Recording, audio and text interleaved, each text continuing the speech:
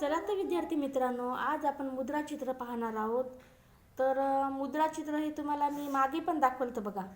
ते आपण खरबड जागेवर पेन्सिल ठेवून, आपण पृष्ठभागावर पेन्सिल ठेवून असं घासली ती पेन्सिल पहा.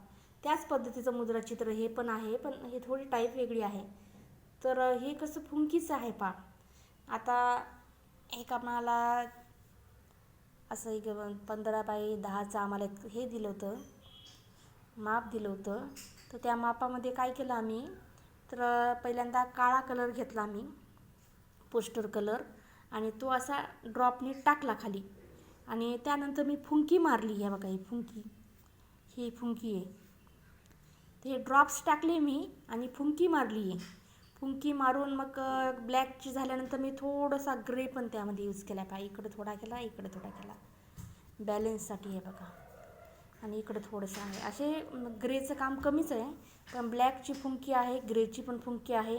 मग त्यामध्ये जसे पार्ट्स पडले त्या पद्धतीने मी कलर देण्याचा प्रयत्न केला आहे. इथं मी मल्टी कलर यूज केला आहे पहा. हे बघा, पाहून घ्या, कलर थीम पाहून घ्या, प्रकार पाहून घ्या. आणि प्रत्येक कलर देताना मी थोडी थोडी थोडी कडा सोडलेली आहे. त्याच्यामुळे मला कसं आउटलाईनचं काही वेगळं असं काम पडलंच नाही. थोडी थोडी कडा सोडली, ती ॲटोमॅटिकली खूप सुंदर वाटत आहे पहा.